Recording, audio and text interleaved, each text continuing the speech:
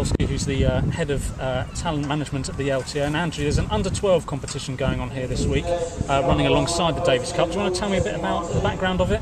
Yeah, I mean, when we heard that we were going to play Turkey at the Davis Cup match, and it would be at Eastbourne, which is a fantastic venue for the tie, we came up with the concept of running a 12 and under match, inviting Turkey to send along a team as well, in order to give both teams the experience of not only the great atmosphere of Davis Cup, but also alongside that to play a tie where children that normally don't play each other have a chance of a bit of international experience, play some singles and doubles, and learn about themselves, have some good matches, and hopefully it will be an inspiration to them to carry on with their training program and competition. And who knows, in 10-12 years' time we may see these players actually representing Great Britain at the Davis Cup. You've got 4 boys, all born from 1998, taking part. How have they been getting on against their Turkish opponents? They've been absolutely fantastic, and actually this morning on Saturday, as we watched them play, there's been a big improvement actually in terms of how they're tactically playing on the grass, because as part of the tie, at the end of their match, they went along to watch James Ward and Jamie Baker, and actually today they're playing tactically a lot more smartly on the grass, which is good. The win yesterday against Turkey was excellent also, gives the boys some sort of good feeling for the country, and at the end of the day this is all a very big learning experience for them. I mean, the Turkish captain told me that his players have never set foot on grass of this quality, let alone play a tennis match on it.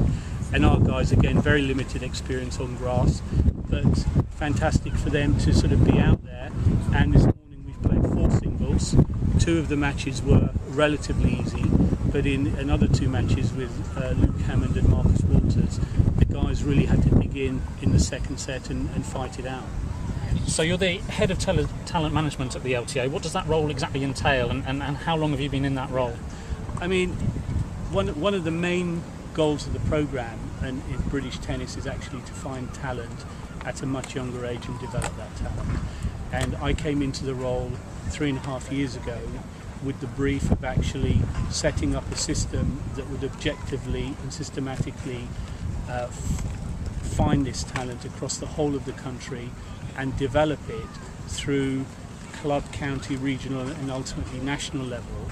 And to do that, I appointed a team of 23 talent and performance coordinators whose brief was to carry out the Talent ID programme around the whole of the country, but then importantly with the identified players to get out there into the clubs, start supporting the coaches and the parents in terms of what are the kind of things that need to be developed with kids at such a young age, and then also to follow these players up in competition where you can also spot different players who haven't come through the Talent ID programme. So the brief is a pretty big one, and over the past 3.5 years there's no doubt that we've seen an increase in both the number of players coming into the performance programmes and ultimately the Talent ID, and also the level of performance of our players.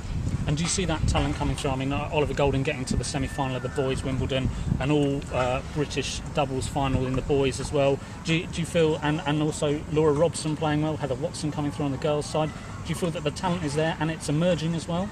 Definitely the talent is there, and the players you've mentioned are at a different stage of that talent pathway, but probably one of the most important ones as they strive to make the transition between junior and senior tennis. And watching Laura at Wimbledon this year, you may well have watched her play against Jankovic in the first round of the ladies, played a fantastic match and really competitive, and then she played in the junior event and lost in the semi-final. So you can see on the one hand great match in seniors, difficult matches in the juniors because the standard is so high. And so with players such as Heather and Ollie, it really is important that we give them the right support in making the transition into the senior game.